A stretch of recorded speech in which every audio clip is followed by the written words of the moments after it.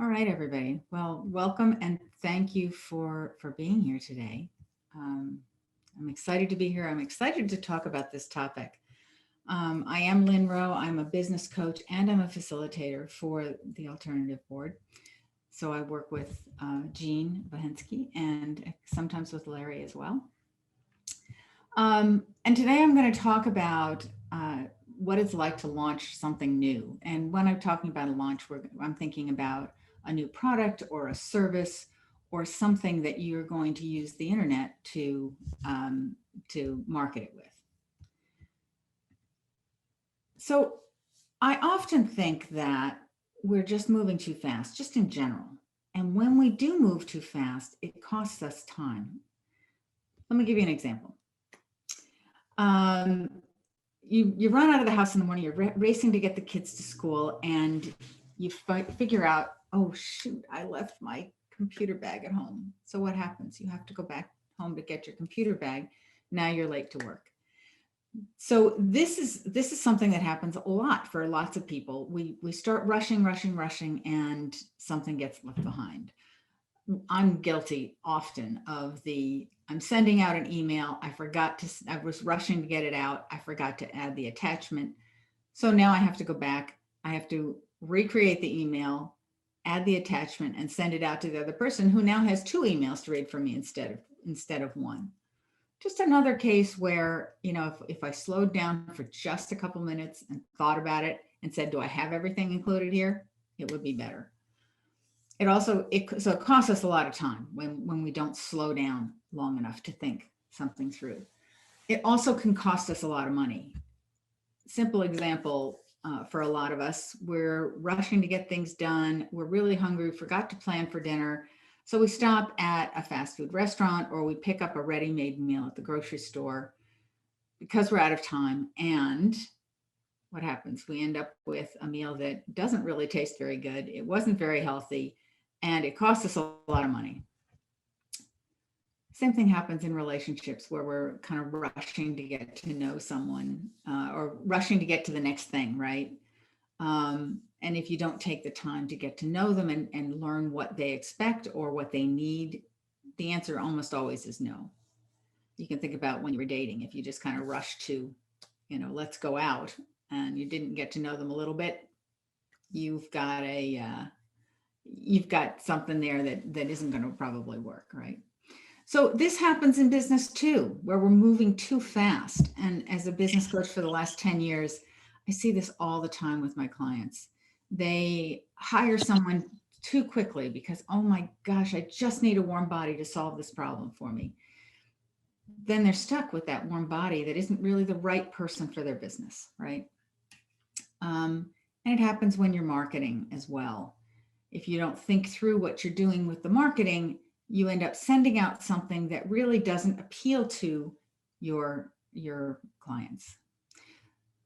So as a business coach, I talk with my clients all the time about taking the time to strategically plan the work that you're doing.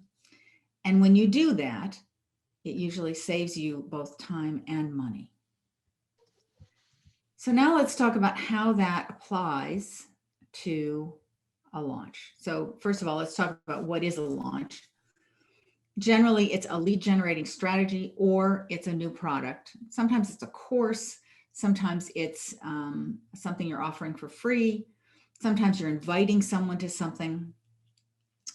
So that's what I mean when I talk about a launch. We're doing something online to get people to buy or opt in or participate or attend or whatever. So what usually happens in a launch, this is what I see all the time. Somebody's got a great idea. Oh my God, it's an awesome idea. I love it. It's going to be so cool. And then they start to think about it and they create this offering. They make a landing page. They send out a message and then they say, okay, wait, I guess I should probably do something on social media. So they put out a message on social media and then, yeah, I'm going to this networking event. I should probably bring the links so people could sign up at the networking event, but they don't know where the links are. And so they spend a lot of time searching for that link before they go, or they go to the networking event and they don't have the links. And then they think, well, I guess I should probably send out another message because I don't have very many people signing in. And so it's a whole lot of disjointed activity, right? The messages aren't necessarily related to one another. They're kind of haphazard. And when the campaign goes out, it doesn't look like a coordinated effort. And that starts to break down some trust with your prospects. It's not really coordinated. Okay, well, maybe wait, was that the same thing she was talking about before? Or what is she doing? And then there's the follow-up. If you don't plan in advance what your follow-up is going to be, what is it that you're intending to do with these people once you get them in? Okay, so you sold them one little product. What's the next step? And if you don't start planning from the beginning, okay, I've got this idea. I'm going to have them take this course. If you don't know where you want them to go after that, you've kind of wasted your time. You've got a list now of people, and often I find that list gets ignored. So you have little change in your overall products. And then what do we say? We say, oh, I tried that. I guess it didn't work, right? And we give it up. But this is how a launch could really work, right?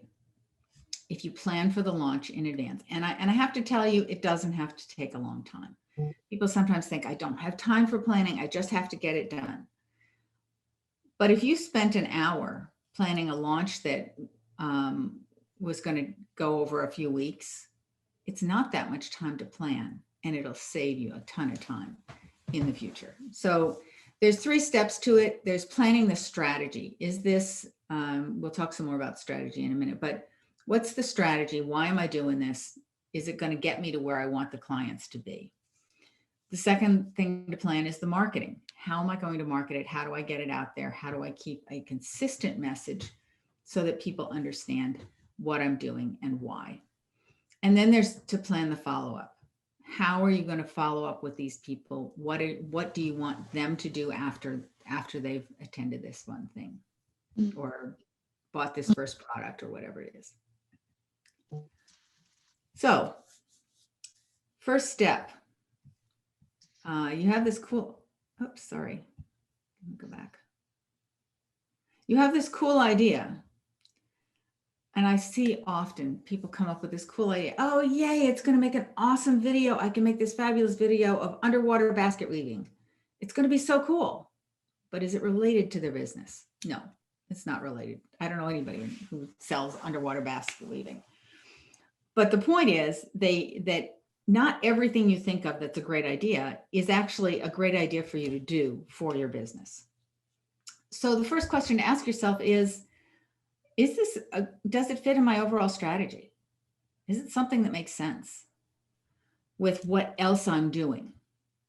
And then the next question is it something my target market is going to want? So that's another question. Okay, you could make this fabulous underwater basket weaving video and turn that into a something, but is your target market going to want to look at it? So that's kind of the next question. Is it something my target market is going to want? If it's not something they want, then it's not worth you spending your time on it.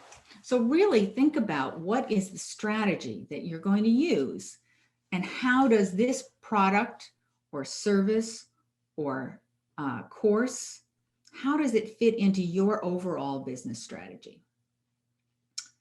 All right, and the last thing is decide now in advance. You haven't even created the idea yet. You just have an idea. You haven't even created the product or the service or the course. You're still thinking. So the next question is, okay, after they get done with this, what do I want them to do? After they get done taking this course, or after they get done looking at this free thing that I'm offering, or even just viewing this video, what is it that I want them to do next? So figure that out in advance so that you have a clear, logical progression going forward. So the next thing that you need to do is you've got your idea created. You've got your idea. You haven't necessarily created the product yet, or the service, or the course, or whatever it is, but you have your idea.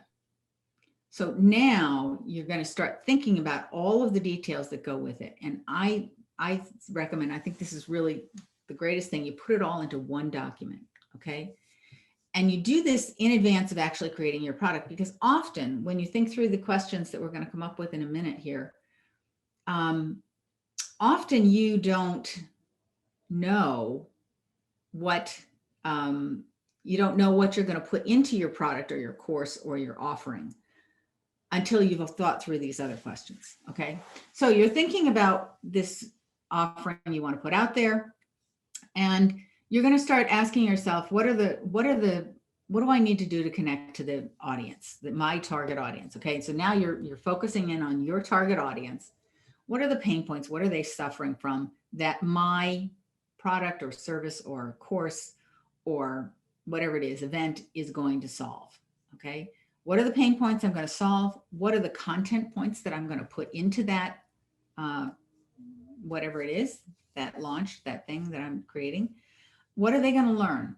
You put all of this down onto one piece of paper, okay? And then you might look up some related statistics that are relevant to whatever it is you're offering. And maybe you'll find a few quotes that are also relevant to what you're offering. And you might think about a poll question. And then if this is something you've offered in the past, you can come up with some testimonials, or you could come up with some stories that you could use. And then finally, you're going to come up with what are the details, the logistics that you need. Now, when you create this, and I call this a marketing success portfolio. When you create this marketing success portfolio, then you can take it with all of those details on it. They all go together because you created it at one time for the one product. And you can hand it to the person who's going to do your landing page for you, and they have pretty much all the information they need to create your landing page. And then you're going to say, okay, I need to do a Facebook post or a LinkedIn post or whatever it is. I'm going to take this one statistic. I've got 3 on my page, but I'm going to take one statistic and turn that into a post. And then on Friday, I'm going to take the poll question that I came up with, and that could be a post. And then next week, I'm going to do a quote, and then I'll go back to a statistic. And in the meantime, I'll talk about some of the pain points and the content points that I'm putting into this product that I'm creating.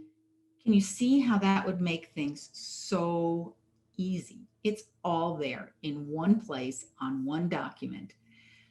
And if you also add into the logistics, the links and everything you need to actually make it happen, when you go out to your networking groups, you now have everything you need in one place as well.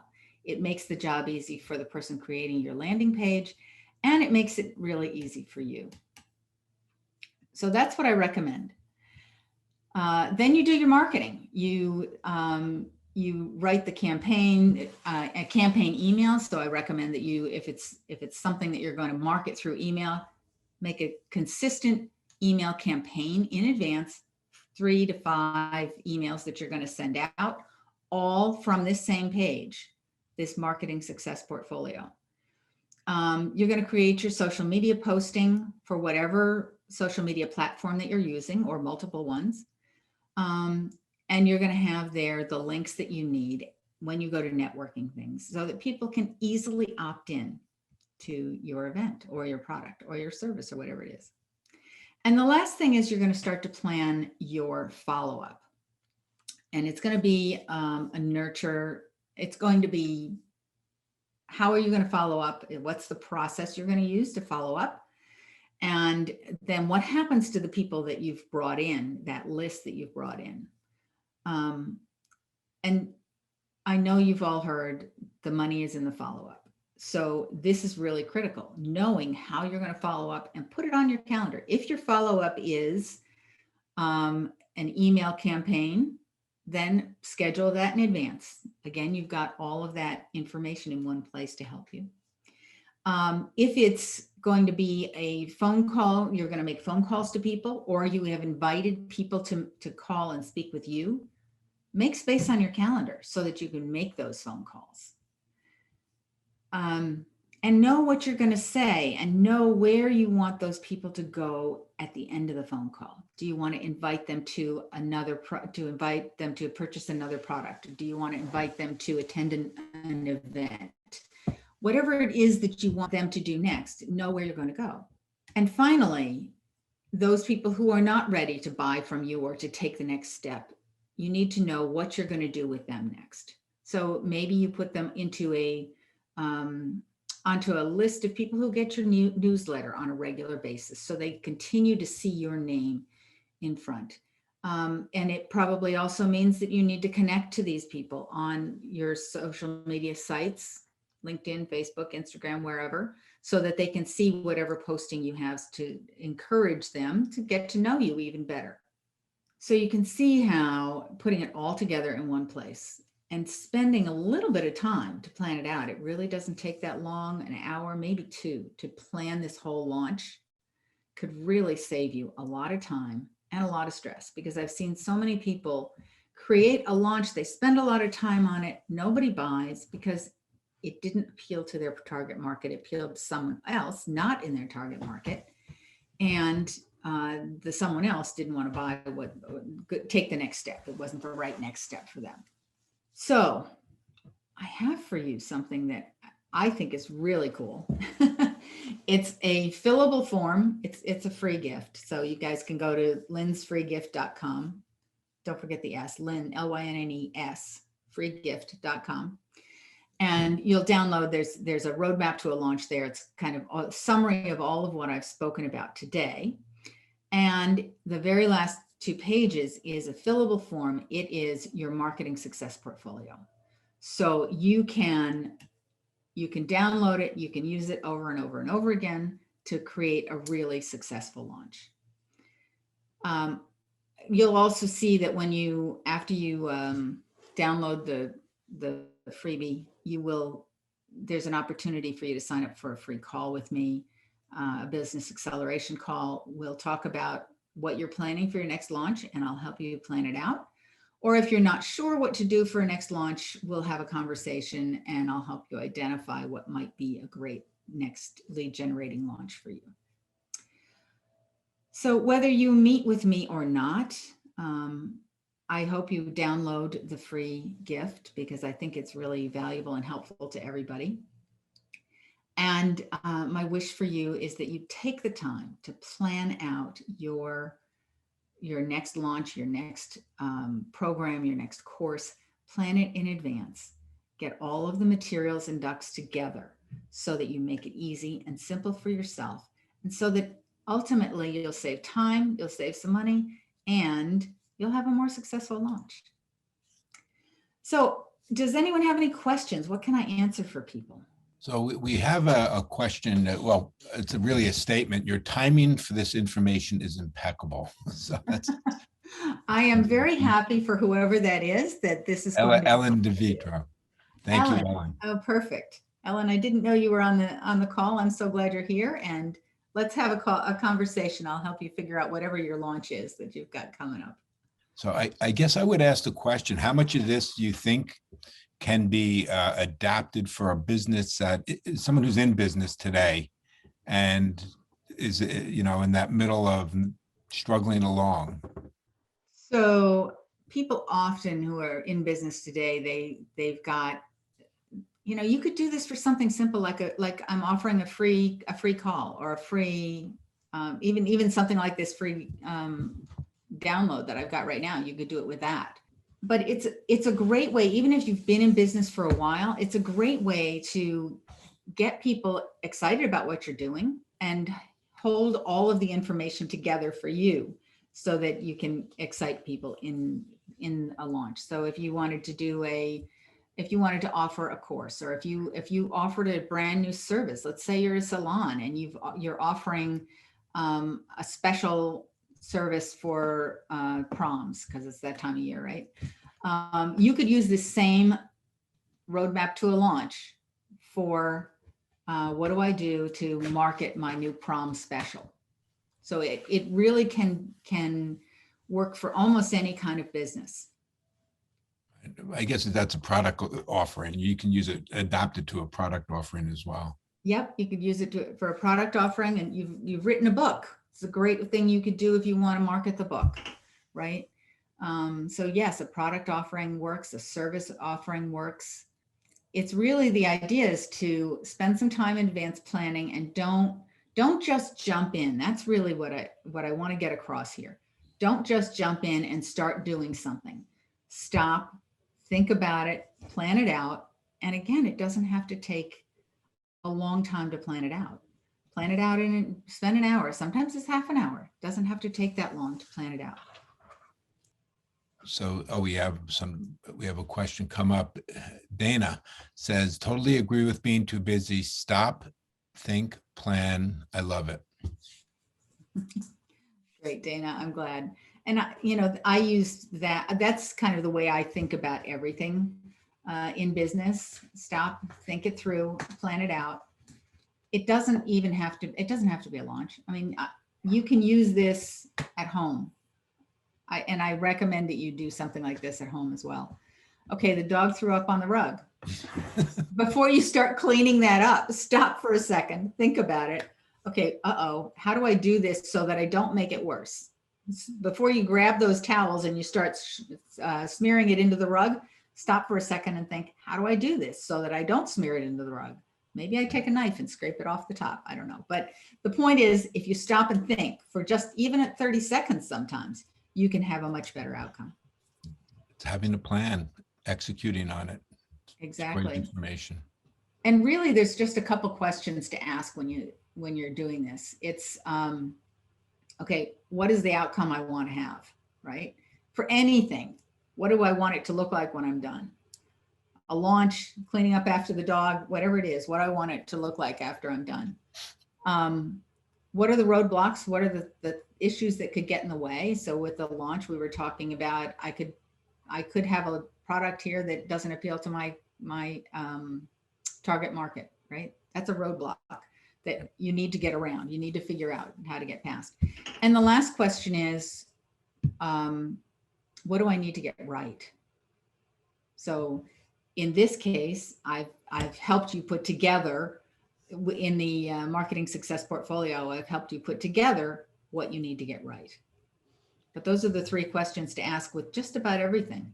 And you can ask yourself those questions very quickly. I mean, if you're planning for a whole year, which I often do with my clients, plan for a year or 5 years or 10 years, it'll take more than 30 seconds to go through those questions. But often just very briefly is enough. Yeah, so we have 2 more that are coming in. What advice would you give to a business that has an extremely small budget with regard to their paid marketing? I need to know more about the business, but in general, I find that my clients say, I should just pay for marketing on such and such a thing. And often they have not yet done enough of the free marketing that they could be doing. And that's the issue. So I don't know your business, so I can't answer the question specifically for your business, but I would certainly ask yourself the question, am I doing everything I can do? If you have a great budget, that's awesome. But if you don't, ask yourself, am I doing everything I could do for free? And my guess is that you probably are not. Because most businesses don't. Right. So Rich is asking, when planning outcomes, do you suggest phases, year 1, year 2, et cetera, revenue target 1, target 2, et cetera? So Rich, yes and no. It depends on the issue that you're planning. But when I'm talking about planning a business and where I want the business to go, when I'm working with my clients on that, we always start with a long term. Where do we want to be 10 years down the road, 15 years down the road? And then from there, where do we have to be 3 years down the road in order to hit that 10-year goal? And then where do we have to be 1 year down the road to be able to hit that 3-year goal. But if you're planning out something that's much more compressed in time, then often you don't need those interim goals or interim targets. So I hope that answered your question, Rich. Yeah, another question, two more. First, Mark says, very good advice. Many people do not think about what success will look like to them. So you want to chat about that for a second? That's always Yeah, that is a really good point. And I think this is the mistake that small business owners in particular often make. They start planning, this is the business I have, this is the business I want. But I truly believe that we get into we start to have our own business, we start our own business, we run our own business because we have a particular lifestyle we want to live. And I believe that you should plan your business to support the lifestyle you want to live. Sometimes that means this business that I have that's going to make me work 90 to 100 hours a week and not make enough money, maybe I shouldn't do, because it won't afford me, it won't give me the lifestyle I want to live. Maybe the better thing is to go get a job.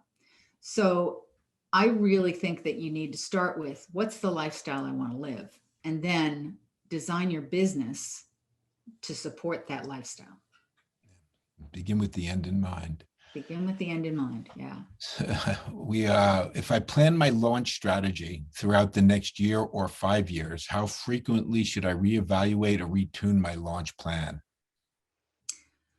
I would say after every launch, because you will learn things each time. There's, if you review what you did last time, you will learn some things that worked and you'll learn some things that didn't work. I mean, you can look at every one of your social media posts that you did related to the launch, and you can say this one worked and this one didn't work as well, so I need to do more of the ones that work. So I would evaluate it after every single launch. That doesn't mean you replace everything. It just means you tweak it, you update it, you improve it each time. Right. It's fantastic. It's great. It's all great advice that really people should always go through. It was a great presentation. Lois agrees too. Well, thank you all so much for being here, for joining us.